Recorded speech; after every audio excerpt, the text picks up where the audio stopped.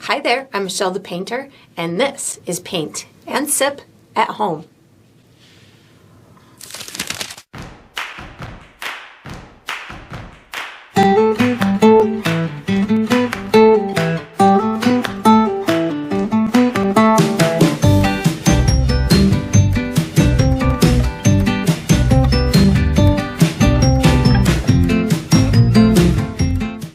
Today, I'm going to be painting Driftwood Beach. This is actually inspired by a photograph that was sent in by one of my Patreons by the name of Susan Wojciechowski. It's a photograph that she took of Driftwood Beach, which is in Jekyll Island in Georgia. I thought it was super pretty. The composition is great, so I thought it'd make for a great painting. This is part of a new perk that I have for my Patreons that I like to call Paint My Photo. So they get to submit their photos and I will randomly select one to do, and now it's magically a tutorial. So, and of course I'm going to send this original painting out to Susan, so I hope she likes it. But today, this is what I'm going to be painting. I'm sipping on some pineapple peach tea, and if you enjoy this process, I do hope that you like and subscribe to my channel, and that you also check out my Patreon page where you'll find additional painting perks, including this awesome new one that I have. So let's get painting and let's get sipping. All right, so for my materials today, I'm going to be using a stretched and primed 16 by 20 inch canvas. If you're painting along with me, you could certainly switch up the size, but that's what I'll be using. I'm going to be using acrylic paint today. My colors are titanium white, burnt umber, which I like to call brown, Mars black, fire red, chrome yellow, and cobalt blue. And of course you can switch up those colors if you like, but that's what I'll be using. For my tools today, I have a white piece of chalk that I'm going to be using for some drawing. And then I have 3 brushes from my personal brush line, which is Michelle the Painter brushes. I have a 3/4 inch wide flat bristle brush. I have a number 6 bright synthetic brush. And I have a number 3 round synthetic brush, and I will most likely call these out as small, medium, and large, or I'll call them by their name. So you can certainly switch up your brushes as well if you'd like to. If you're painting along with me, you're probably going to want to have a cup of water for washing your brushes, as well as a paper towel for drying your brushes. And down below this video, in the video description, I will be providing you with a few additional resources that can help you throughout your painting process. One of them is a link to my shop where you could purchase the same exact paint kit that I'm using, from the same type of canvas to the same type of paints and brushes, or you could purchase things a la carte, like you could purchase my brushes all by themselves. So that link is there. There's also a link where you can download a free image of the final painting. So you can print that and use it as visual reference as you go through the painting process. And there's also written step-by-step instructions down there for you as well. And that's all we're going to need today.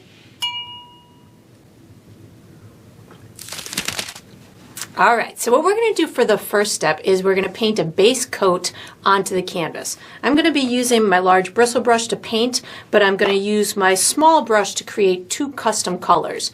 I'm going to be creating a custom color for what's going to be the sky, which will be a light blue color, and then the area that is the water blending into the sand, I'm going to be creating a gray color as the base coat for that particular area. So I have pre-mixed my colors on my palette. The colors I'm going to be using are blue, white, black, and brown. So I have created my light blue color in through here. How I got to this color was I mixed a lot of white with just a little bit of my cobalt blue. And I just creating this light, kind of like a robin's egg type of a blue color, just a nice light, bright blue sky kind of a color. So that'll be the base for the sky. So the next color that I'm creating is a medium to dark, kind of warmish gray, which is this color right in through here. How I got to this was quite a bit of brown and black, and then a little bit of white paint. The white, again, will easily take over, whereas when I was talking about the light blue, the blue would have taken over.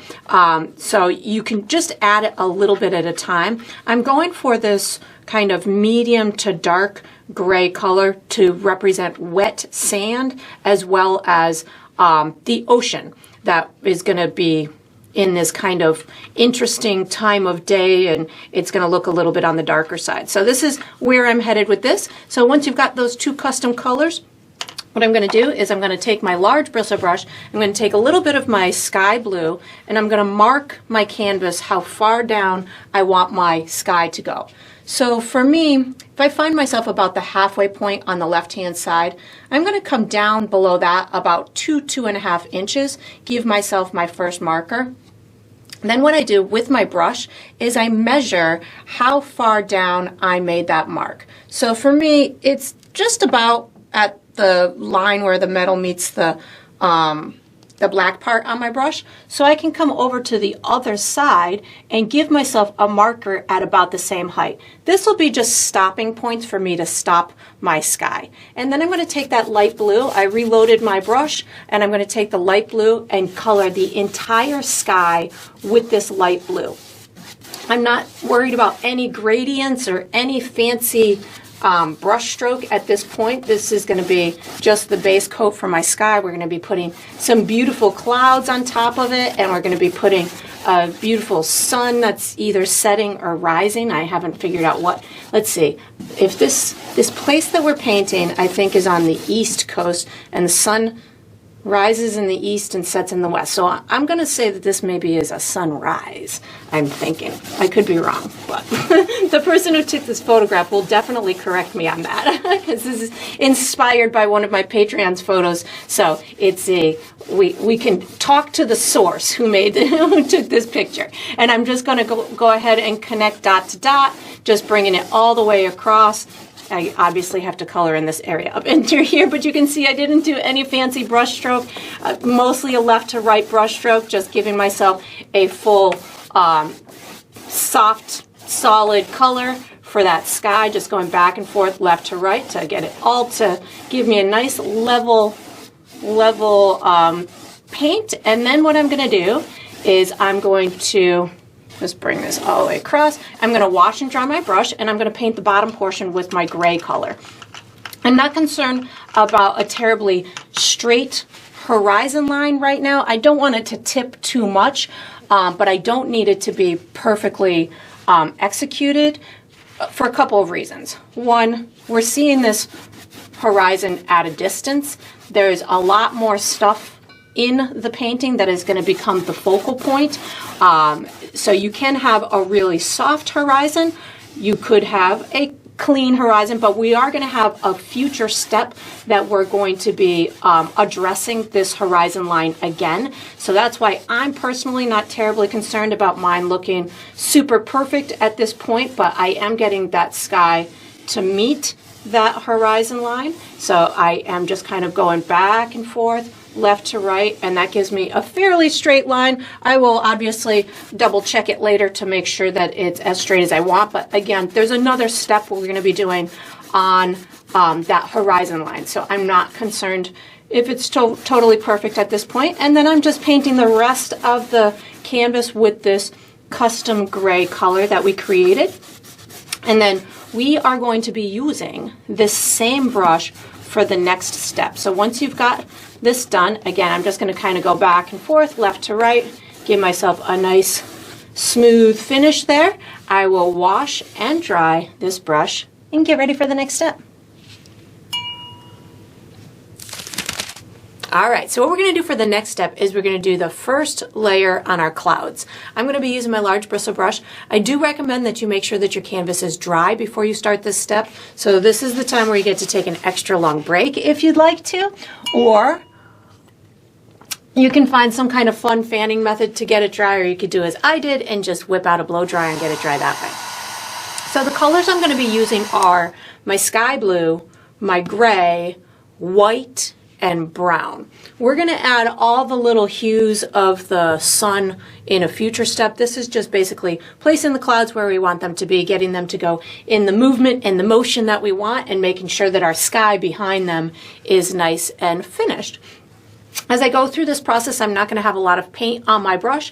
I am going to be having these clouds really big. The reference that I'm using has a very large area of clouds just kind of drifting through the sky, and we see these beautiful pockets of I think it's the morning sun kind of peeking through and waiting for the sun to fully rise. So I'm going to start with my my gray, my custom gray that I created, and I'm going to use this plus a little bit of my sky blue in a minute to create the formation of the clouds. So I'm going to start kind of in the center of my sky, somewhere in this vicinity. And I'm just going to start using my brush in a circular type of motion. I'm going to have this big, huge cloud kind of coming up in through here. When I'm doing my clouds, I'm always thinking I want them to look airy. I want them to feel like the sky is behind them in a very soft and kind of airy type of a way. So I'm always looking to have these soft edges around them. I am going to incorporate some of the blue, the sky blue, in a minute, but right now, again, I'm just kind of getting my clouds to be in the formation that I want them to be. So I'm going to put this big one over in through here. And as my brush kind of runs out of paint, that's where I can kind of bring these more airy type of clouds out and get them to dissipate a little bit. And again, don't be terribly concerned about the edges at the moment as we're just laying them in here, but you do want to keep those some peekaboo spots of the sky still showing as well. I'm going to kind of bring, this one is really big. I'm going to bring this one almost down to the halfway point in my canvas. So somewhere around here is where I'm bringing it to. And again, you can, it's okay if you still see some of that sky behind it. This one actually travels all the way down to about here in the sky. So this one's gonna be pretty darn long. So I reloaded my brush with some of that gray, and I'm just bringing it all the way down in through here. And you can see we're covering a lot of our sky, but I did it as a base coat. I used that sky blue as a base coat, so as we are building our clouds, we can have that realistic feel to it and appearance to it. So this is looking pretty good in through here. I'm going to put some of this down in a couple of layers of clouds down in through here as it's getting closer to the horizon. So something like this, and maybe just a little bit down at that horizon line in through here. Bring these down. Again, I hardly have any paint on my brush, so that's pretty good with where maybe just a little more up here. This is pretty good as to where I want them to be, the main dominant cloud formation. Now I want to kind of make sure that it blends in with these little peekaboo spots of my sky. So I'm not going to wash my brush. I'm just going to pick up some of my light blue and just make sure that I've got these little spots showing. And I just said that I'm not going to wash my brush, but I'm noticing I'm just totally turning that sky a different color, so I am going to wash and dry my brush. I'm noticing that's going to be a little bit too gray for me, so wash and dry my brush. I don't want to get rid of all of this blue, so I know I need a second coat on it, but I don't want it to go all the way gray, so I just washed and dried my brush. I am reloading or repainting these little areas with my blue, my sky blue paint. And then what I'm going to do is I'm going to just kind of get them to intermingle a little bit with those clouds. So it will just make it look like the cloud is behind it and they're intermingling with it. So just kind of overlapping them a little bit so they talk to one another. Again, doesn't have to be anything perfect. I just wanted to make sure that I had that sky represented in the little areas that I wanted to.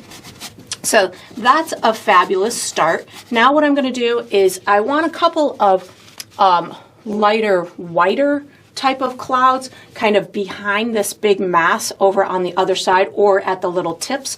So I'm going to wash and dry my brush, and I'm going to put a touch of white and brown on my brush. I think I said I was going to use brown. So white with just a teeny tiny touch of brown. When I say teeny tiny touch, I mean just a little tiny dab on the corner of your brush, and you don't need a lot of paint on your brush right now.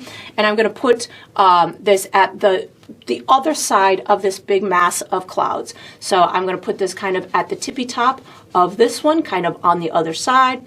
I'm going to put a little airy one in the sky in through here. So just little pops of these soft, lighter ones on the other side, and or the edges of these big clouds that are drifting by. So the sun is rising or setting on the other side of these big clouds. So this is helping me to establish the depth in the sky and the effect that that sun is having on these clouds. So right now I have mostly white with just a teeny tiny bit of brown on my brush to get these this airiness or this effect of the light on the edges of these clouds in through here.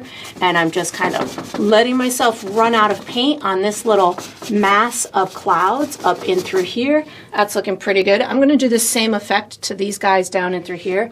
So white with just a teeny tiny bit of brown. I mean, just a itty bitty bit, like just dab it off on your paper towel so you don't have too much. And my sun is going to be right in through here, so I'm going to have a little bit of an effect on these little guys in through here. And the brown just helps to bring that warmth into them, that showing that like the gray that we have is very cool it's not super cool, but it's definitely cooler than if you are using white and brown as your color combination. And again, we're going to have the sun in through here affecting all of this in a little while. We're just kind of getting the party started. I'm going to scoot a little bit down in through here. And there are no two cloud formations exactly alike. So as you're going through yours, if yours looks way different than mine, don't worry about it, because that's the beauty of this type of scenery, is that there's no two that are going to look exactly alike. It doesn't matter if the photographer, I mean, every time of day is going to be different. Every, for cloud formation is going to be different. So just know that yours can be much different than this. I think I want to pull a little bit more of this gray over in through here. So I'm going to pick up just a little bit more gray, and just know we will be doing, again, another coat on this sky and these clouds. So if yours doesn't look awesome yet, nor does mine, this is just a building process. We're going to get them all to look nice and fluffy and more realistic as the process goes along. But this is just, again, starting us out, allowing for us to give the formation where we want it. I'm going to pick up in a minute a little bit of my sky blue again, just to kind of transition these little areas in through here. I didn't get it as much as I wanted to on this step, so I'm going to wash and dry my brush. And I must have forgot that part because I don't see a second, I don't think I put a good second layer of my sky blue on there. So I'm picking up, I washed and dried my brush, I'm picking up more sky blue just to kind of get these two to talk a little bit better together. And then we are going to be using this same brush for the next step. So once you've got this done, you can wash and dry this large brush and get ready for the next step. All right, so what we're going to do for the next step is we're going to do the first step, I guess, to the water and the beach. So this particular scenery, the water really kind of just merges into the wet sandy beach. So the color scheme is going to be pretty similar from the top of the water down into the beach, because the beach sand is wet and it's reflecting all the stuff that's in the atmosphere, as so is the water. So it's going to be pretty similar. We're going to, in a future step, play with like textures and stuff like that for the little ripples in the waves, and then the texture on the beach. But right now I want to just get a good first layer to the water and the beach. I know we have our base coat, but this will be transitioning more into the actual waves and the color pattern and stuff of that nature. So I'm going to be using cobalt blue, brown, my gray, white, and maybe some of my sky blue, because I'm going to have my water is going to kind of, the water beach is going to kind of read as a little bit darker than the sky, because it's not going to show these big light blue areas, but it'll still show reflections of that, but it's going to read a little bit darker.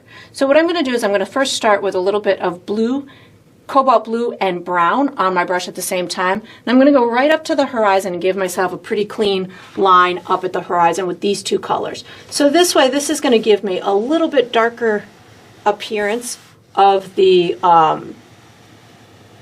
water up at the top. So it's going to give me a good delineation between the water and the sky. That cobalt blue is a little bit too bold for my liking, so I just picked up brown with a little bit of my gray, and I can certainly dull it down a little bit more, but just wanted to dull it right as it happened because it was a little bit too bold for me. So now what I'm going to do is I'm going to, without washing my brush, I'm going to pick up some of my gray color and just get this to blend in. So I have a little bit of that cobalt blue and brown on my brush, and I'm just taking this and going back and forth just to get it to blend out, make sure that it kind of talks to one another. Now I'm going to start picking up a little bit of gray and white on my brush, just a teeny tiny bit of both. This is going to start to give me my little ripply type of effect in that water. And again, nothing major. I don't want to add a ton of texture to it right now. I'm just really looking to give myself some subtleties within the water, so that way when I do want to put some details in it, I'll have a little bit of a place to start. So now that I've got that up at the top, and again, nothing major, just making sure I have a second coat. I've got my horizon line. My horizon line might be a little tipped, but I can certainly work on that. Maybe just push this up just a little bit higher on this side. And then once I've got that done, again, my horizon line doesn't have to be perfectly smooth either, because we're going to have lots of other stuff. Once I've got that, I'm going to bring it down towards the bottom with some more of my gray, and I'm also going to add a little bit of my white, so I can have gray and white again, just kind of intermingled in through there, gray and white. And then when I come down a little bit further, I'm going to start introducing my sky blue, or my cobalt blue, and maybe a little bit more of my gray. So cobalt blue and gray coming down towards this bottom, and this is going to give me reflections of the sky, but without making them too dominant of a color. I'm going to do the same thing over on the right hand side. So cobalt blue plus oops, that was brown. Hold on. I wanted cobalt blue and gray, but I picked up cobalt blue and brown by accident. So cobalt blue and my gray is going to do the same thing over on this side. And again, this is really just kind of working those tones from the sky into that wet sand. And then I'm going to just use the gray for this center area. I might even pull a little bit of black down this center area too. So I feel like there's a little bit more darkness down in through here in my photo reference. So I just picked up a tiny bit of black paint on my dirty brush. So I have black with that gray. I'm just going to put a little bit of darkness in through this area. And again, this is just that coat that's allowing us to start the color transitions in the water. So I'm going to pick up a little bit more gray plus a tiny touch of black. Maybe put that somewhere in this vicinity. There we go. And then we're going to be using, I'm going to use my small brush for the next step. So once you've got this done, you can put this large brush away, take out your small brush, and get ready for the next step. All right, so what we're going to do for the next step is we're going to paint the sun. I'm going to be using my small detail brush. The colors I'm using are white, yellow, red, and if I need to or want to use any other colors, I certainly will. I might use some of my gray or my sky blue if I need to do a little bit of blending. I'm going to have my sun pretty dead center, left to right on my horizon line, a little bit high, maybe about an inch or so above the horizon line. I'm going to start with just white paint, and I'm going to put the brightest of the bright area in place. So this, the reference that we're using has the sun kind of bleeding into the clouds next to it. So I'm gonna give it kind of a round bottom like this, and then I'm going to get that brightness to fade out into the neighboring clouds. But we're gonna add hues of yellow and orange and stuff on top of it, but I want to just kind of start with my bright shape that is going to represent that immediate and really large glow from the nucleus of the sun. So maybe something like this is gonna start me out in through there. So now that I've got that super bright area, what I'm going to do with the remnants on my brush is I'm just going to kind of fade it out. I just like to kind of rub it into the canvas, and this is going to allow this bright area to cast a glow on the stuff around it. So I ran out of paint, so I just reloaded my brush so I had something to rub out, and then I'm going to just kind of do the same thing all the way around. So you could make this go as far out as you wanted to. This light color behind what is going to in a minute be the sunrise or sunset colors will help to make them more vibrant. So that's why I like to kind of put this really light color spewing out from where that sun is casting its glow, and then we'll put additional colors on top of it. So because we have those clouds so dark in certain areas, this little light base that we're now putting on top of the bottom parts of these clouds is going to allow for them to glow even more.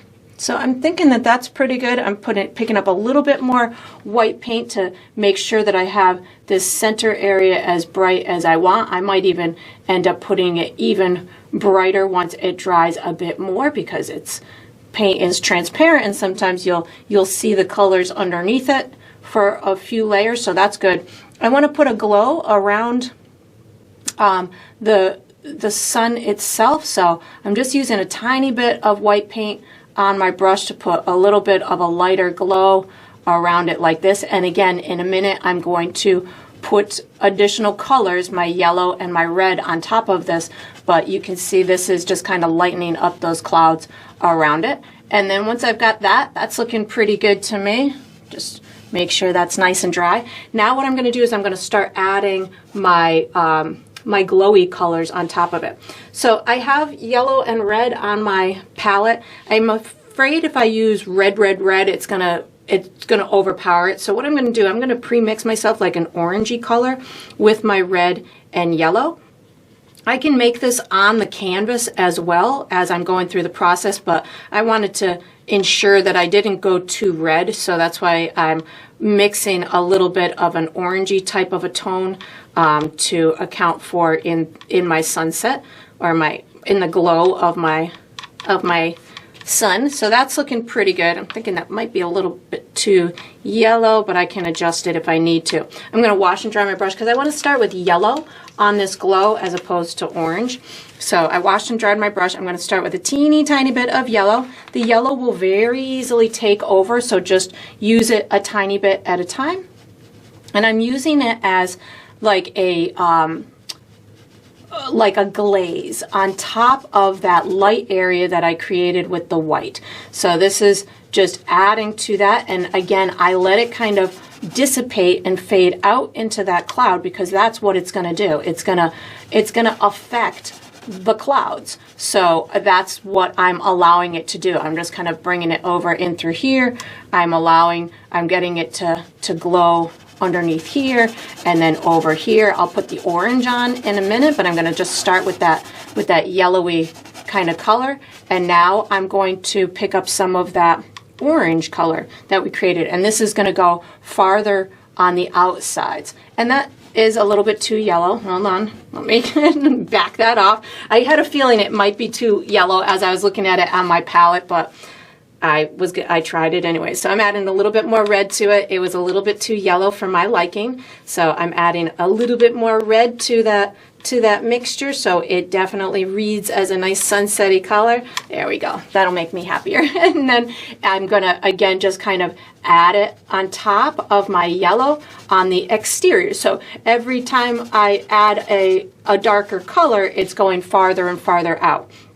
And you could certainly use whatever sunsetty type of colors are, you know, appealing to you. I'm making it glow on all of these little clouds around here, and then we'll add some extra softness to it in a minute, and we'll get that sun itself to pop even more. So that's looking pretty good. Now I'm going to pick up a tiny bit of white with my red, so I'm actually kind of putting a little bit of pink. I put a tiny bit of water on my brush as well, so this is going to give me this soft glow as it's going into those clouds. So this is red and white on my dirty brush with a little bit of water, and it's allowing for this to just kind of add this little pink hue onto, I need a little bit more than that, onto these clouds on the outside. I need a little bit more white.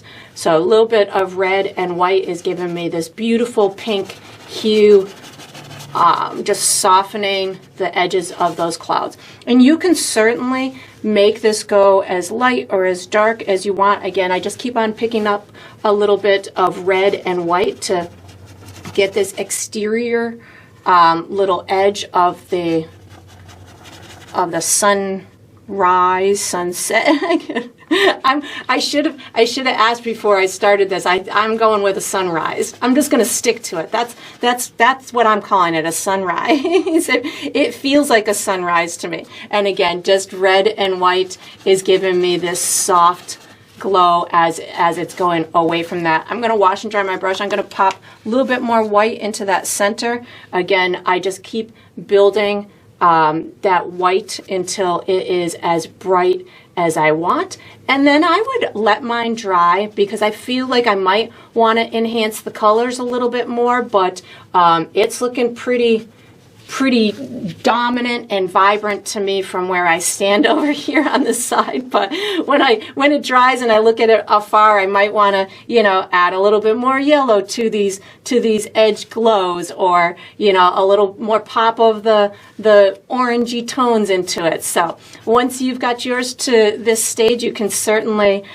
fiddle with it all you want. We're going to use our large brush for the next step. So once you've got this done, you can put this small brush away, take out your large brush, and get ready for the next step.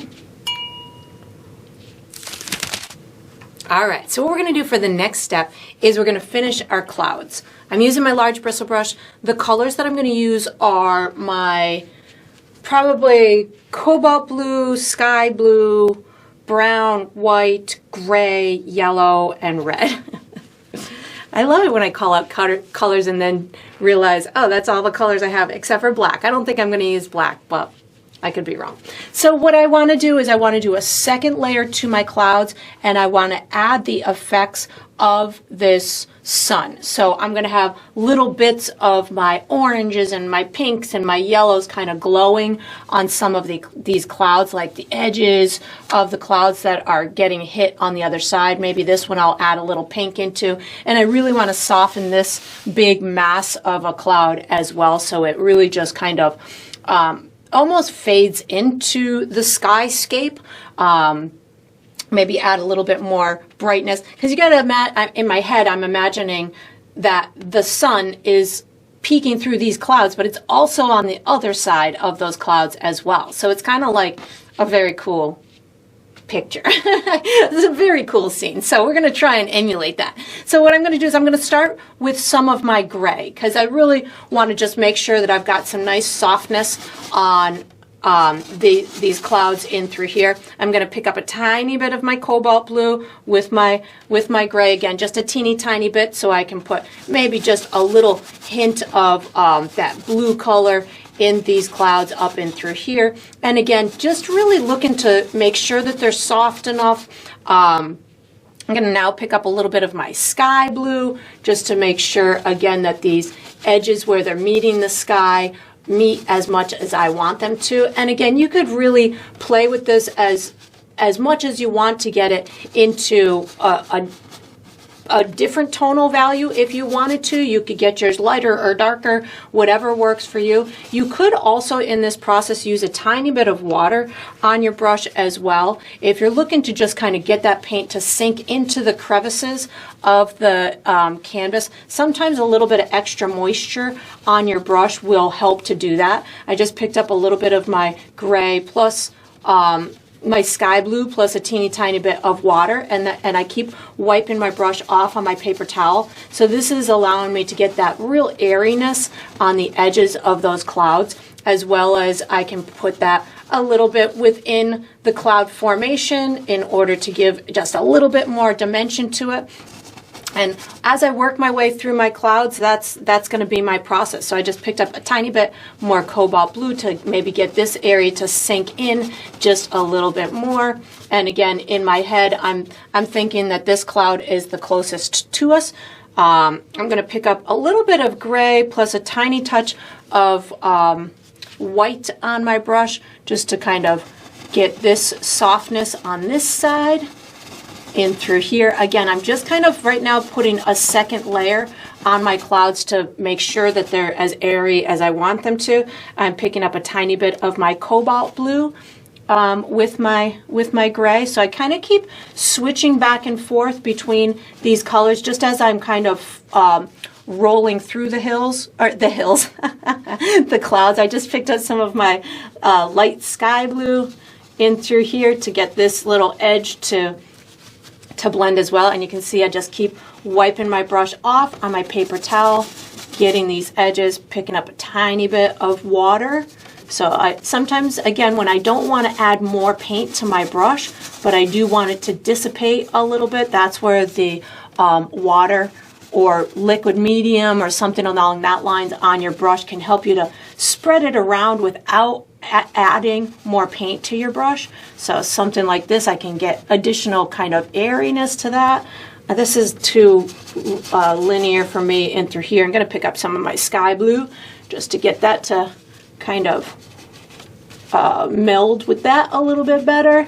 And again, not a lot of paint on my brush. This is just allowing for me to get these really airy kind of clouds to happen. And I'm you know, using a little bit of my creative license to just form these clouds the way that it naturally comes to me, using the reference as a loose guide. But you know, as you're going through your process, if you are using references, photo references to work off of, you can certainly, especially when it comes to landscapes and skyscapes and things of that nature, you can certainly, you know, cash in your creative license when it comes to cloud formations and things of that nature. But this is a landmarked photo.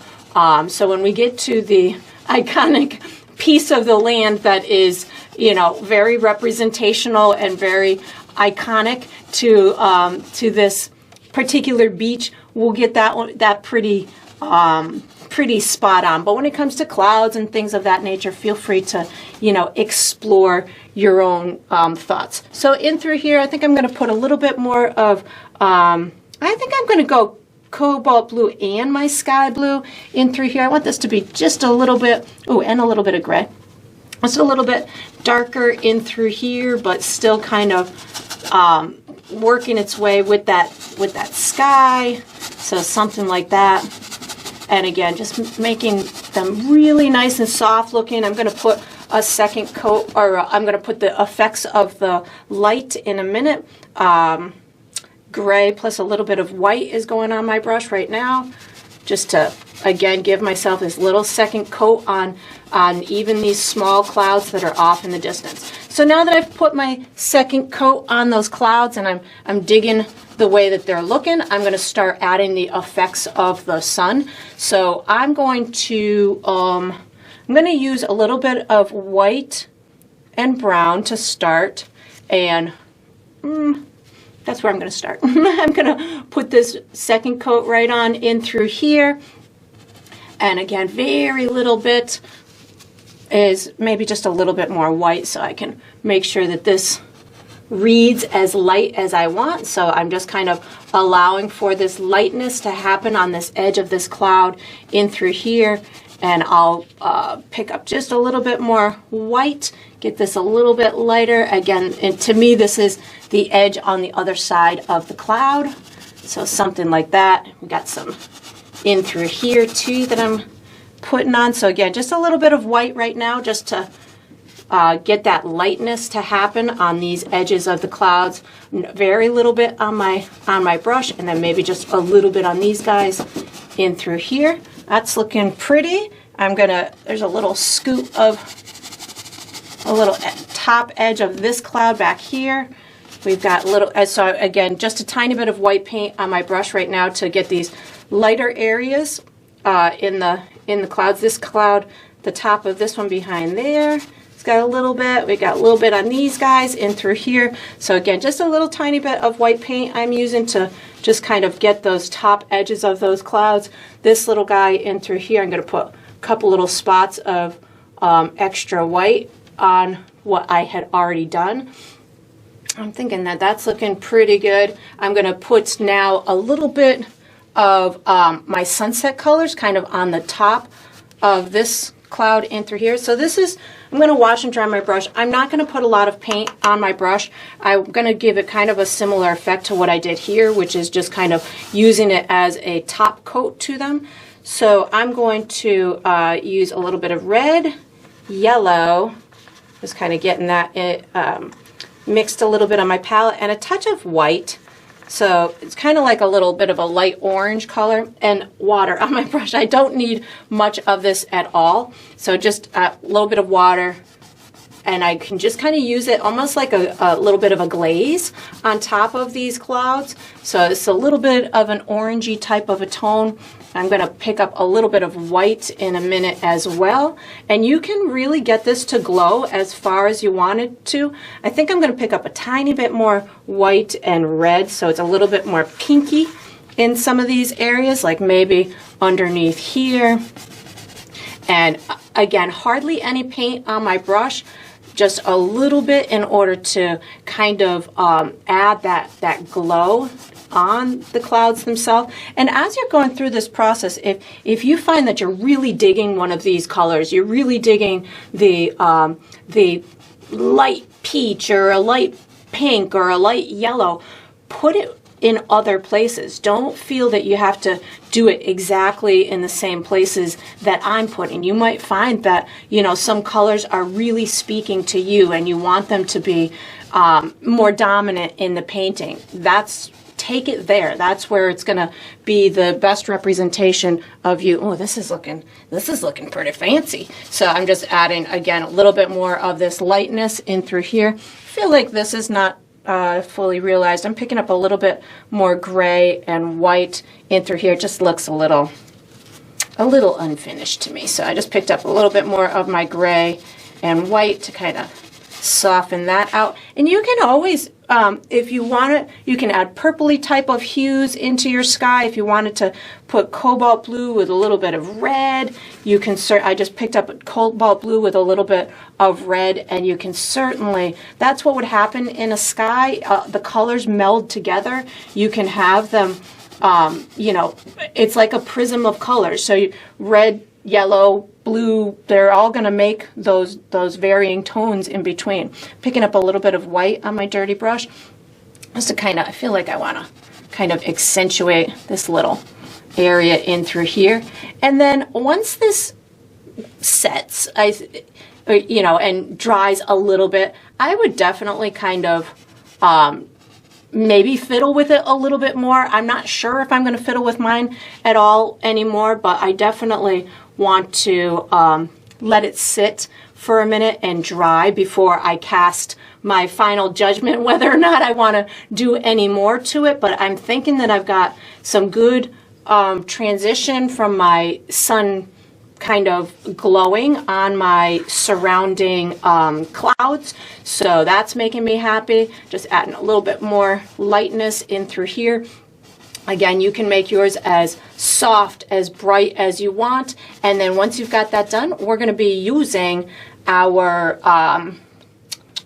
we're going to use our bright brush for the next step. So once you've got this done, you can put this large brush away, fiddle with it as much as you want, and take out your bright brush and get ready for the next step. All right, so what we're going to do for the next step is the second step to the water and the beach. I'm going to be using my bright brush. The colors that I'm going to use are white, yellow, red, gray, cobalt blue, and maybe my sky blue. And if I use any other colors, I'll let you know. So this step's goal is to get a pretty good reflection of the sun in place and then get it to blend in with the water and the beach a little bit. We'll be doing final details for the like the texture and the driftwood reflections on a future step, but this is going to be more about the sun. So I'm going to build it the same way that I built my sun. I'm going to start with white paint. I'm going directly below my sun, and a reflection will come directly at the viewer. So you can do this at a little bit of an angle if you wanted to, or you could do it straight down. Wherever you want that viewer to be positioned in your paint, looking at your painting, that's where you put the reflection going towards. So I'm bringing this right up to the top of my my horizon, just pulling this out just a little bit. Again, I'm putting this white on here as a base for these other vibrant colors. So I'm starting it like that, and I'm just going kind of left to right, leaving myself, making it as wide, if not a little wider than this bright area in through here. So, and I'm leaving myself these little spaces so it's not just a solid color, and bringing it somewhere in through here. And then as I come down the canvas, I'm still just adding some white paint to my brush. And again, you can make this as wide or as narrow as you want. We're going to add the colors to it in a minute, but just putting it pretty darn bright down this center. And then as I get it to dissipate out left and right, I'll get that to kind of get darker and darker as it goes left to right, but right now just kind of getting this center area in through here. So once I've got that center area, what I can do with the remnants on my brush, I can just kind of almost pull out these other additional kind of more subtle type of streaks, and that's gonna pull it, that's gonna give us kind of more information. It's gonna pull those tones a little bit further as we build them on top of this. So just kind of using the remnants on my brush, I'm kind of just scrubbing it right now. And again, this is turning this stuff over here a little bit lighter. So it'll be a gradual color fade because we're creating this little bit of a tonal shift underneath the what's going to be the colors that we're going to put on in a minute. So that looks pretty good. I think I'm actually going to now pick up a touch of my sky blue on my dirty brush to get maybe a little bit of a wave, so to speak, kind of happening in the water. So I'm going to go just right below here and just kind of take this and just kind of bring it in this direction like this. This will be behind our driftwood. I'm going to pick up some of that gray right now and just get that to kind of blend up into that back water. And if I did that over here, I've got to kind of carry it to this left-hand side too. So I'm just going to kind of come straight across. I picked up a little bit more of my sky blue on my dirty brush. So something like this will give me a little bit of that maybe rolling wave coming in from the depths of the ocean, something like that. And if you had like a light area up in your sky, so I have a light area right in through here, you can pull a little bit lighter colors in through there. So I just picked up a little bit more of my sky blue. I don't even know if I said I was going to use sky blue, and put it right underneath here. So something like that. Again, in through here is going to be our wet sand, but I want to focus more on this right now. So I'm going to wash and dry my brush, and I'm going to put a little bit of my yellow on my brush, and I'm going to bring this out on the sides of that section that I had just done. So just, my yellow is very transparent, so I'm allowing for it to see the colors underneath it. I can even bring it in through here so I don't have just white going down the center. And again, I'm bringing this out left to right. And I'm going to put some of that orangey reddish kind of color on top of it as well. But because we had that white underneath, it's allowing it to have those brighter tones. I'm going to make some more of that little orangey color that we had, red and yellow, maybe a touch of white in there as well. And again, you can, maybe a little bit more white. I'm feeling like I want this to be a little bit brighter around these edges. And then I'm going to just kind of add this on top of here. So whatever kind of colors you had created up top, that's the colors that you're going to want to transition down into this reflection. I see I've got more pink tones up and through there, which I'm going to want to convey as well. And again, don't feel that yours has to be exactly as mine. You can have yours lighter or darker or redder or more yellow. Just making a little more. I guess I should have made more of this color. I'm digging it, and I needed to make more. So I'm just kind of pulling this in these areas. You can even use a little bit of water on your brush in order to get this to have a nice kind of smooth transition from left to right. And it can be like a peachy color, it can be a white color, it can be a red color, whatever you've kind of done at the top. I have more pink up top, so I'm going to actually put a little bit more of that, which is red and white, just making a little bit red and white, and I see a lot of that on the edges, so I'm going to just make sure that I've got that conveyed in my reflection. And again, it doesn't have to be one for one, but if you can, whenever I kind of talk and teach about reflections, depending on the amount of movement that is in that water will kind of dictate whether or not that reflection needs to be a mirror kind of image, or if it should be more of a, soft transition. Depending on how thick the water is, it could be, it could skew the colors in your reflection. So you don't have to always make it exactly as that thing up top, but if you can give it a similar color pattern, that's going to explain to the viewer what that reflection is of. And again, I feel like I want a little bit more of this red or pinkish color before I start adding my bright white down that center. And again, feel free to fiddle with yours as much as you want. We're going to do some final details on it in a bit on the water itself, but I just wanted to get this reflective part, get it to kind of blend out into that sand, and I'm going to get it to really just almost disappear in the sand, especially on this left-hand side. I'm thinking that's pretty good. I'm going to wash and dry my brush now so I can get a bright white right down that center of the reflection. So wash and dry my brush. I'm picking up some white paint. I have to move my body so I can come directly below it. Ooh, and I'm noticing my reflection is kind of off to the right, so we're gonna fix that right now. I'm gonna just take a little bit of bright white and just kind of bring this right down what I'm perceiving to be the center, even if it might not be the exact center. And of course, it doesn't have to be a solid line. You can get these little waves to occur, and I'm going to have some little ripples in that sand anyways.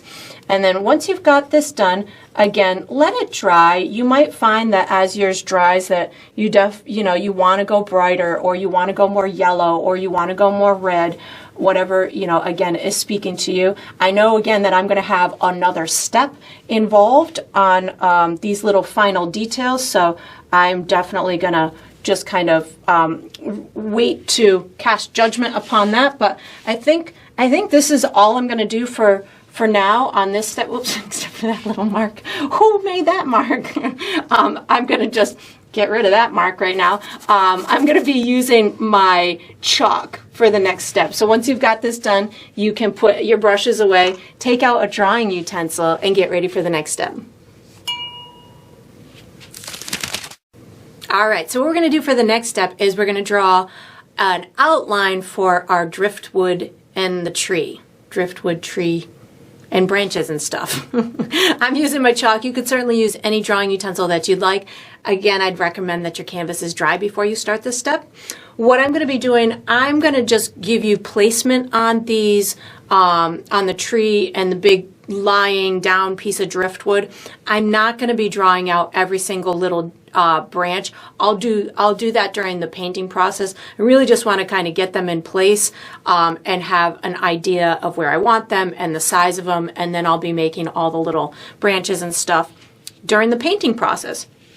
So I'm going to first find myself about the center of my canvas, and I'm going to go over to the right about a third of the way between that and the edge of my canvas on the horizon line, somewhere in through here. So that's going to be about the where the trunk of the tree, the main tree is. I'm going to bring it down just a little bit into my water. And this is going to come out to the right and just give myself a little bump up in through there, and then over to the left. It kind of, this little tree ends right somewhere in this vicinity, but there's a big branch or another piece of a root or something that kind of comes off like that. So I'm just going to kind of put that in place so I know where that is. We're going to have little branches and stuff coming off the top as well, but again, just placement right now. I'm going to just bring this out somewhere in through there. And then I'm just going to be putting my big branches, telling myself where I want them to go for now. So again, I have some place to paint, a place to go for painting. So this is my big trunk. My trunk is going to come in through here. I've got a couple of, maybe, I think there's 3 main branches, 1, 2, and then this big one in through here, 3. And then the big branches, I've got a big, huge one that kind of comes over in this direction and trails off that way. There's another big one that kind of comes way up in through there. So I'm just giving myself the big breadth of the tree itself right now. I'm going to bring another one up in through here. These other ones, we can just kind of paint them later, but again, just kind of giving myself the biggest ones to work from. I'm going to take this one and bring it up above my sun, and then I'll do another maybe one off of here, and then I'm going to go up kind of straight and just give myself a big wiggly one up in through here. So that gives us a good size of the tree, and it's pretty representational to the actual tree itself, and it's got this big tall, like, hey, I'm over here branch. It doesn't make much sense, but it's there, so we're going to paint it. And then there's a big fallen down kind of piece of driftwood that almost looks like it's grown into the beach. So that's going to be a little bit to the left of here, so somewhere in through here is kind of where it starts.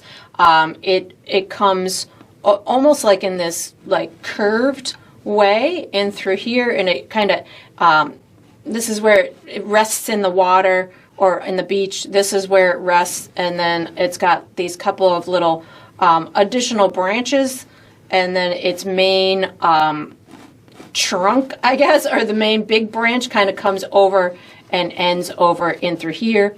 And then there's a couple of additional ones that just kind of, these are the bigger ones, so that's why I'm kind of laying them out for us to have something to follow. And then that's all. That's all we're going to do. So the big tree in through here, there's a little piece of land right there, and then this is a big kind of log, driftwood log that lays in through there. You can make any little fiddling adjustments that you want. Put your drawing utensil down, take out your small brush, and get ready for the next step. All right, so what I'm going to do for the next step is I'm going to paint the base coat to my tree and my driftwood. I'm using my small brush. The colors I'm using are gray and black. So I'm going to take a little bit of my gray and add some black to it and get a dark gray color as my custom color for the base coat. So I have already pre-mixed mine on my palette here. How I got to this was I just took some of my gray and added a little bit of black to it. So the reason I'm doing this and not going all the way black is because I want on my future step to have a place to go for some shadows and highlights, and I feel that this will give us some good dimension as we go through the process. So I'm going to just start with a dark gray color. So as I do this, I'm going to be adding a whole bunch of additional branches and stuff on here, but I'm just going to start each section with what I've kind of outlined. I will use a little bit of water on my brush, like I just put a tiny bit of water on my brush to give me some nice slender lines. This is a very natural looking piece of driftwood, so you can have little tiny pieces sticking out wherever you want them to be. I'm going to go through this process and just kind of pop up little pieces. There's little logs that kind of are laying on the ground. I think they're called driftwood. So you can make as many as you want. I'm going pretty similar to the photo reference that I was using, but you could certainly make this into your own driftwood kind of beachy area. It doesn't have to be exactly as this one is. So just know that the joy of painting comes from one of the many joys of painting comes from just creating your own masterpieces. So you can take some ideas and then just bend them, twist them, and shape them into whatever you want. So I'm just going to kind of go through here with adding these little pieces coming out. There's another little one kind of coming down there. This one kind of comes like this, and they're all like bent and stuff. So again, feel free to have fun with these. You don't have to make them. I mean, they're sticks. They're driftwood that have been beat up by the sea for a long time. So just know that you can make them as as wiggly as you want, as small as you want. You can see I'm just kind of tackling this bottom area before I go up top here. And this is going to be my main trunk in through here. And as most trees happen, even these wiggly ones by the ocean, they're going to be a little bit wider at the base, and they always go as they branch out. Those branches will get more narrow as they go. So as you're building yours, even if you don't want yours to be exactly like this one, but you want it to represent a realistic tree, the trick is just to making those branches be nice and narrow at the end. So as you're building yours, if you're finding that you want to work with a smaller brush, or you want to make yours, in whatever kind of fun formation that you want to make it in, feel free to do so.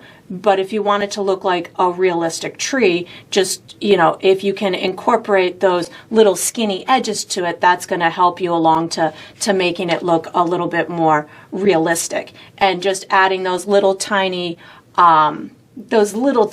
extra little branches here and there, that's always going to help make it look a little bit more natural as well. So I'm just going to kind of get these on here. The center one is pretty darn wide, and again, just trying to, for me, I'm trying to keep mine pretty similar, representational of that original tree that is in this beautiful beach area, but of course you can make yours into whatever you want. And of course that's why I'm kind of slowing down and making sure I've got these in a pretty similar shape to or direction. And as I go through this, if I find that one of my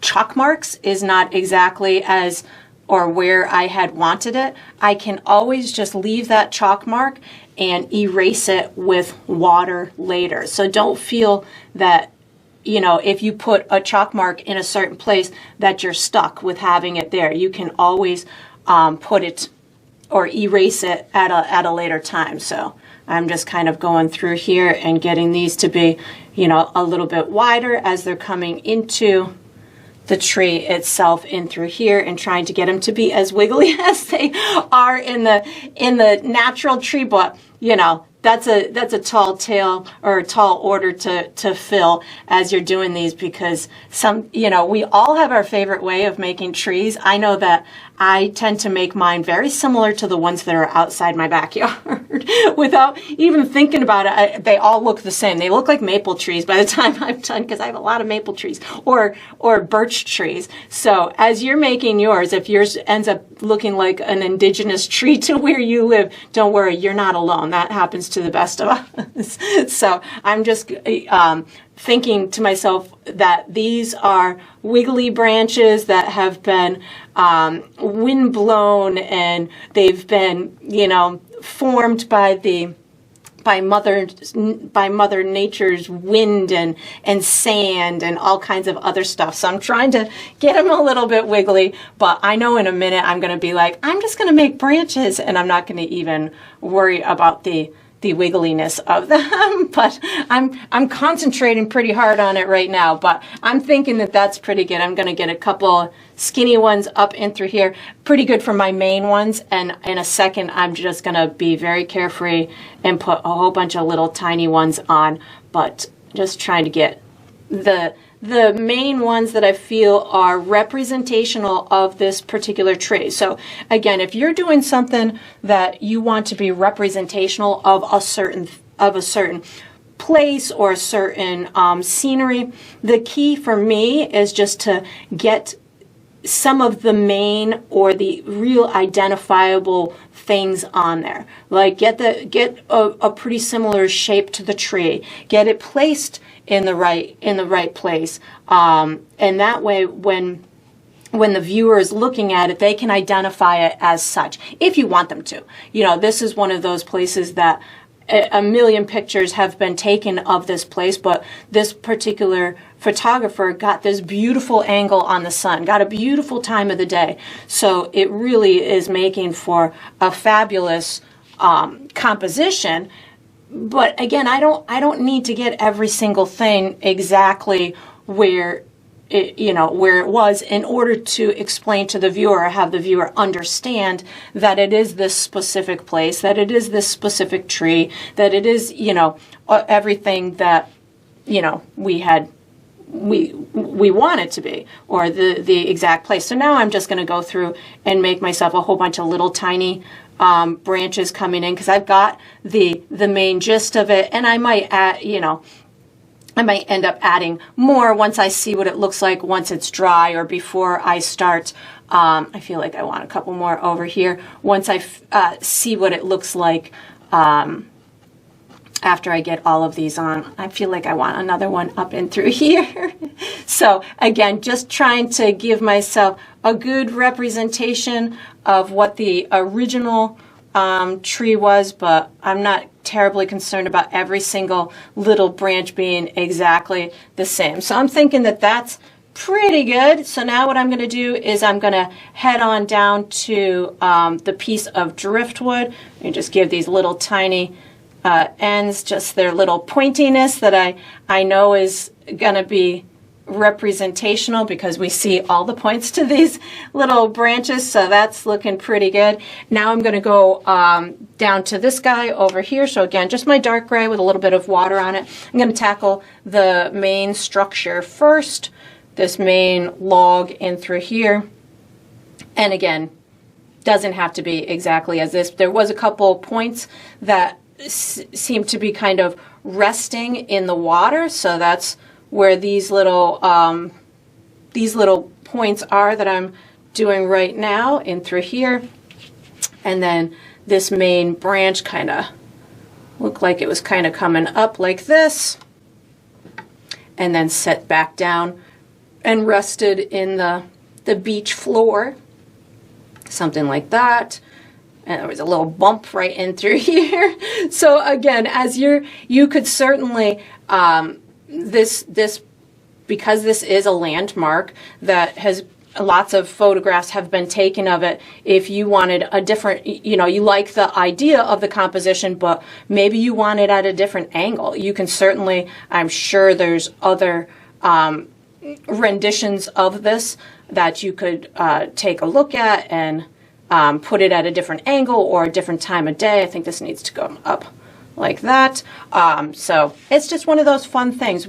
If you've ever been to this place, or there's, you know, you've been to other cool beaches with driftwood, this is a great starting point to kind of understand how to build this from the back forward. It's, again, this was a pretty decent composition for the depth within the atmosphere, for the texture within the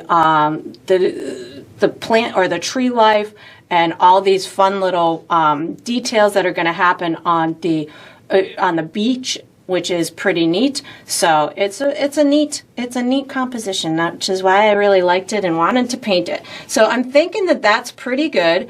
I'm probably going to use a combination of my small brush plus my bright brush for the next step. Just going to give a couple more little branches up in through here, and then again, once this dries, or you know, before I call this done, I might add a couple more branches, but I'm thinking that I'm pretty good here. So I'm gonna wash and dry my small brush and get my small and my bright brush ready for the next step. All right, so what we're going to do for the next step is we're going to finish the water and the beach. I'm going to be using my bright brush and my small detail brush. I'm going to be using all of my colors, my sky blue, cobalt blue, yellow, red, black, gray, white, and maybe brown. I'm not sure about brown yet. What I'm going to be doing is I'm going to be doing highlights on my water with for the reflection, finish the reflection of the sun, and any little highlights for ripples in the waves. I'm going to do shadows in the waves as well. If I want a wave to look like it's got like it's cresting, I'll put some shadows in through there. I also need shadows of my driftwood in my tree because my light source is over there. So I need shadows in the sand. But it's also wet sand, so it's going to be shadows and reflections in the sand. So we're going to have some fun. So what I'm going to do is I'm first going to put my shadows of these two into the wet sand. And the wet sand, I'm only going to have the shadows coming so far because it'll dissipate with the wet sand. So I'm going to start with a tiny bit of black paint. I know that I've got some shadows underneath here, and this is a great time to see the effects of the black next to the gray. So it's definitely allowing for me to put these shadows in the water next to the driftwood. I'm picking up just a little bit more black paint. I'm going to put a little reflection / shadow of these guys in through here, just at the little tip of the water, like that. That looks pretty good. I need my reflection of the tree. I need to put my head back so I can get this going. Or shadow of, I keep saying reflection, but shadow of the tree, just a little bit in this water. And the water is going to be a little ripply, or the beach sand is going to be a little ripply. So I'm going to get this to, I just put a little water on my brush. I'm going to get this to kind of dissipate or kind of disappear in through there. I got a little bit kind of coming in through here as well. So this is of that little piece up in through there. Just putting a little bit more black paint on my brush. Get this guy in through here. And again, we'll work on that tree in a little bit to give it more than what it has right now. Put this a little bit in through here. So I'm doing my shadow / reflections of these little guys. This little one in through here, I think, would kind of come back like this, something like that. And then we've got this guy in through here going something along this line. And then I've got these guys in through here. So I'm going to have some ripples in the water right underneath here. So I'm going to just take, I've got a little bit of watered down black paint on my brush, and I'm just going to kind of, as if this thing is kind of casting a shadow in the water. Ripples shadow, water, reflections, all that good stuff. This painting has everything. It's a full lesson in everything you want to know about painting. We've got it all captured right in this one beach lesson. So something like this. And then again, I'm going to have just kind of getting these to go a little bit softer. They're going to dissipate in these little ripples in through here. That's looking pretty good. Get this to go a little bit like that. There we go. So that looks pretty good to me. Now what I'm going to do is I'm going to put a little bit more detail up in through my reflection and this back water. So I'm going to wash and dry my brush.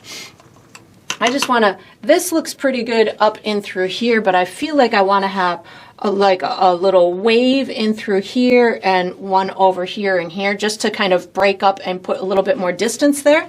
So I'm going to use I think I'm going to use my dark gray color, just a teeny tiny bit on the tip of my brush.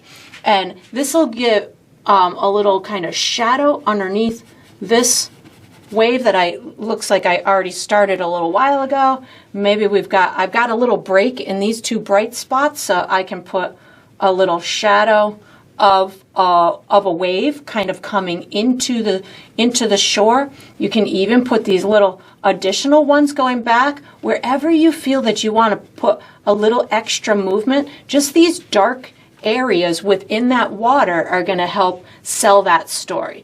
They're going to help make the viewer understand that there's movement to this water.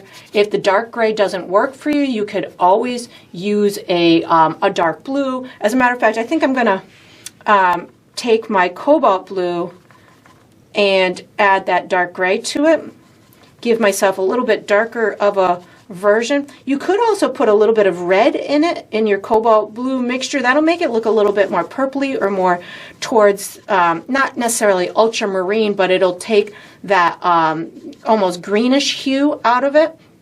So if you wanted just a nice dark purple or bluish kind of color to represent some, some deeper type of ocean movement, you can certainly do something like that. I feel like I want to put a little bit of this in through here. Now that I see it on my brush, I'm thinking it's going to look really nice in through here and capture more movement in that water and be more representational of the photo reference that I'm using. So this is just a little bit of that dark blue color, just adding more where I feel it would work.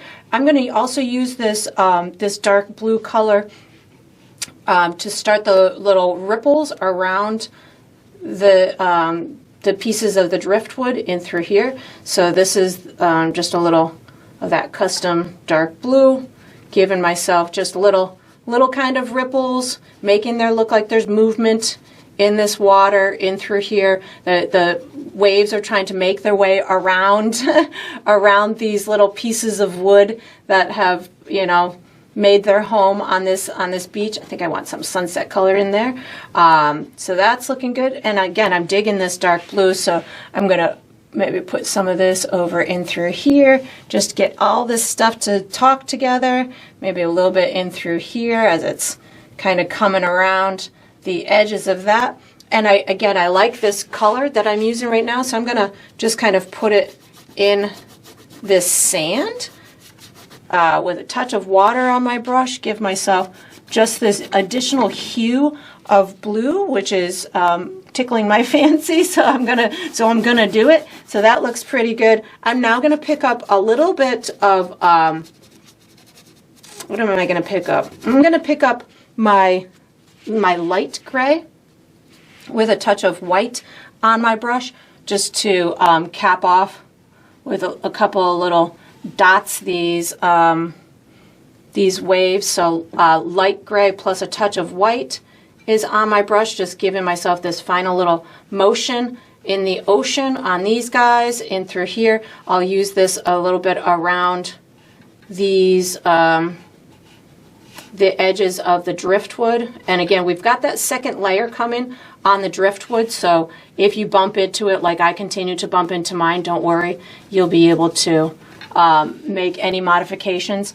that you want when we go to do those little things. Maybe a little bit, this is again the gray plus a little bit of white. Give myself a little bit of movement in through there. I'm going to use this also to give myself a little bit of just kind of highlight, I guess, of sorts in through here to make it look like there's layers of the wetness on the on top of the sand, and maybe the wind has you know, created divots or whatever in the sand. So again, gray plus a tiny bit of white, just a itty bitty bit. Give myself these little pockets of lightness to help with the movement of that water, something like that. It's looking pretty good. I'm putting a little bit of water on my brush. So now that I've got that, I'm going to just really identify, make sure my sun reflection is good. And I'm also going to put a couple of kind of ripples in that sand. So I'm going to pick up my decisions, my dark gray on my brush, a little bit of dark gray. I'm going to put a couple of little subtle kind of divots in this sand, something like this. Nothing major, just something that's going to kind of tie it together. Maybe a little bit of that dark blue as well. And of course you could be more bold. You could use black. You could, you know, make it into whatever you want. I don't really want to do too much, but again, want to keep it authentic to the reference I was using. So there's a little bit of that in there. I feel like I want a little bit more of the lightness, so I just picked up the dark blue plus a touch of white on my brush just to give just a little additional lightness over in through here. Tie it all together. That looks pretty good. And then just a little bit more of my dark gray. I feel like I want just a couple more deeper little pulls in through here. So that to me looks pretty good. I'm going to now add, just finish up my reflection and making sure that I've got all those tones really well represented. So wash and dry my brush. I think I'm going to use my small brush for this one. So I'm using my small brush. I picked up some white paint. I really want that white to be represented. And I feel like I want to bring this a little bit more coming down the canvas, straight down. So just bringing this a little bit more straight. I don't need it to go super straight, but I felt like I wanted it a little bit more. So something like that works for me. I'm now going to, I'm going to wipe my brush off. I'm going to pick up white and yellow on my brush at the same time. I want some extra little sparkles up here. So this is white and yellow on my brush, adding some additional little sparkles up in through here. And again, you could pull it out as far as you want. If you feel you need those sparkles to go farther, then you just pull them out as far as you feel they would benefit you to put them in. And I'm just kind of dabbing it left to right. White and yellow is where I'm headed. Give myself these little tiny sparkles. And I'll put the yellow and orange that we used. I'll make sure that that is fully represented as much as I want it to be. So this is going to be the orange that I'm going to put on. So white, yellow, and red is what I was using for that.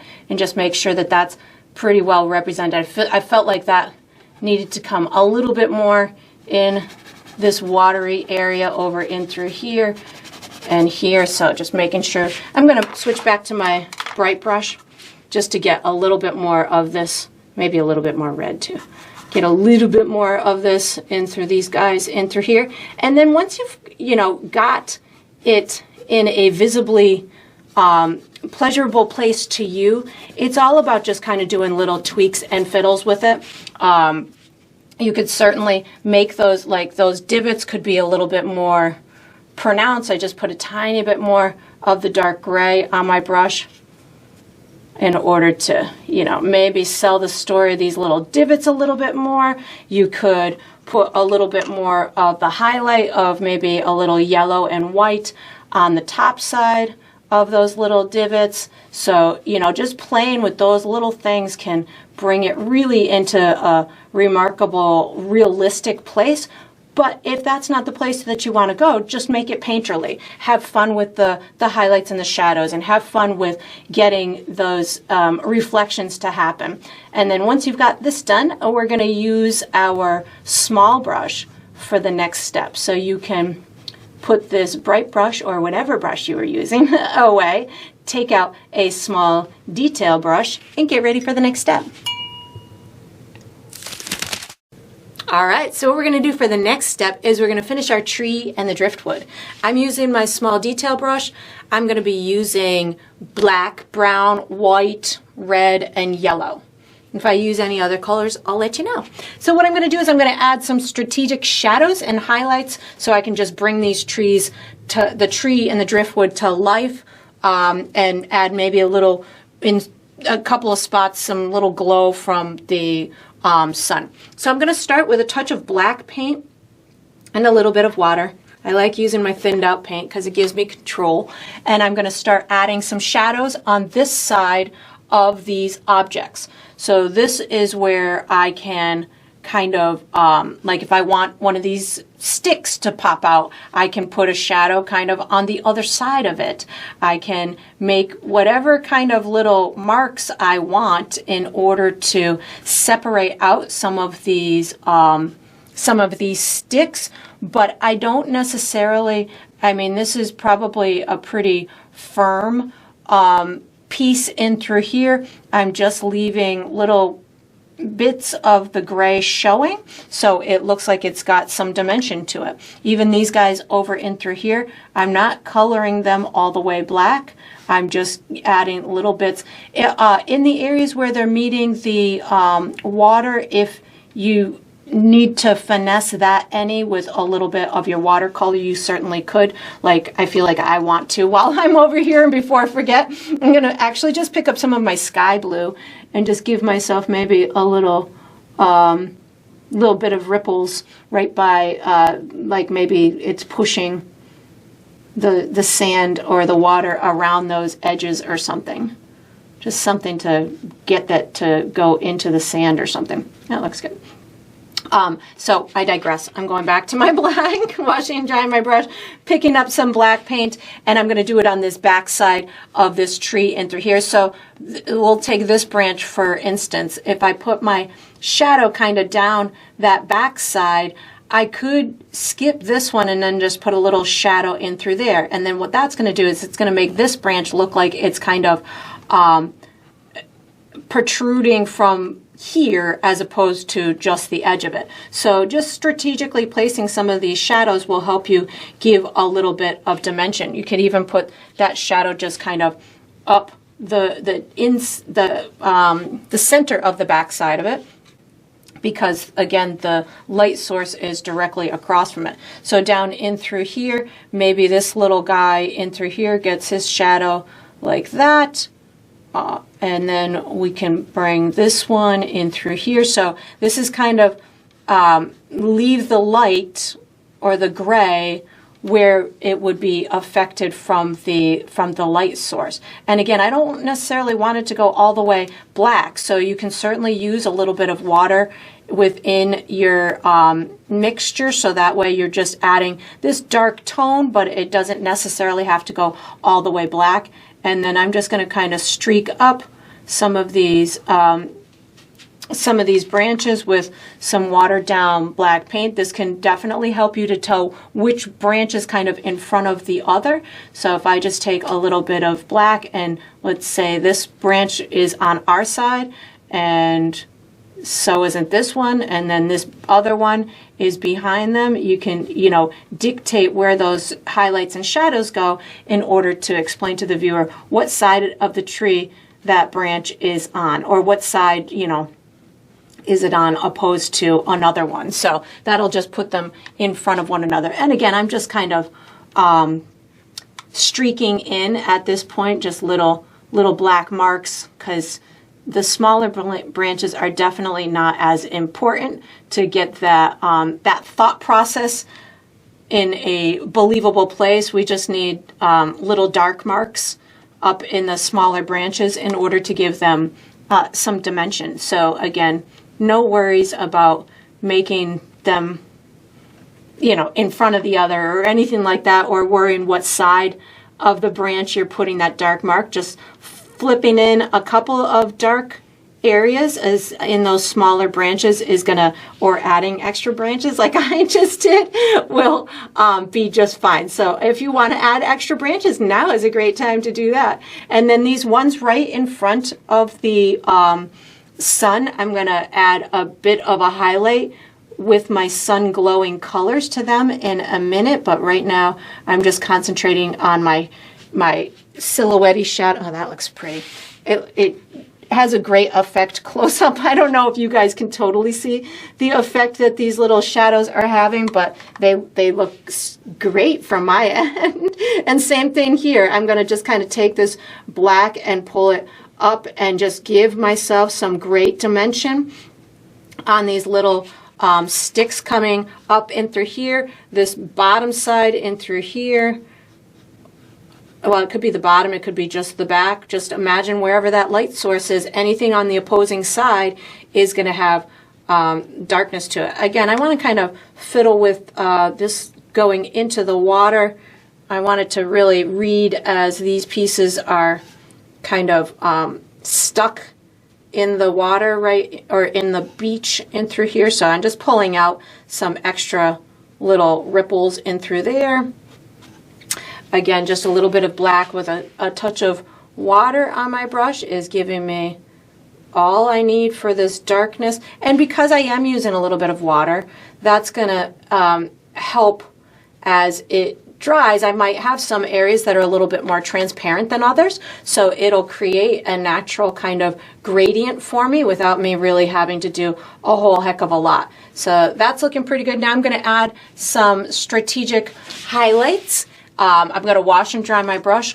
I'm going to use brown and white, mostly brown, just a teeny tiny bit of white paint on my brush. I just want a couple little highlights that are going to give me just a little bit of, again, more substance to the tree. I'm going to just pop in a couple little lighter brown spots on the left side of some of these branches. You can see as I pop it in, it's giving it this nice kind of three-dimensional type of appearance to it, not doing a whole heck of a lot, especially as it gets farther away from that light source. And you don't want it to go too brown, because driftwood is typically going to be gray because of the effects of the salt water. So just don't make it look like a brand new tree that has awesome redwood or something like that, because it'll take it away from driftwood and make it something entirely different. So again, just a little bit of brown and white, adding just a couple little highlights here and there. If you want it to be even bolder, you could add a touch more white to it, but again, that's going to be your call as you're making these little adjusting type of marks. Maybe this guy's got a little bit of extra in through there. And now what I'm going to do is I'm going to just put a couple little bright glows around these couple of pieces that are sitting right in front of that sun. So washing and drying my brush, I'm going to pick up a touch of white to kind of mute this branch right in through here. So a little bit of white, I'm going right in that sun, and then I'm just going to mute it just a little bit. So what this is going to do is it's going to make it look like it's kind of being drenched by that sun glow behind it, and then just a little bit kind of coming up in through here.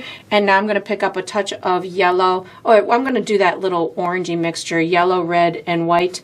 Just a little bit of that. I keep making that. I should have made a whole batch of that in the beginning. So yellow, red, and white, and just gonna, ooh, that's not the right color. Maybe a little bit more red.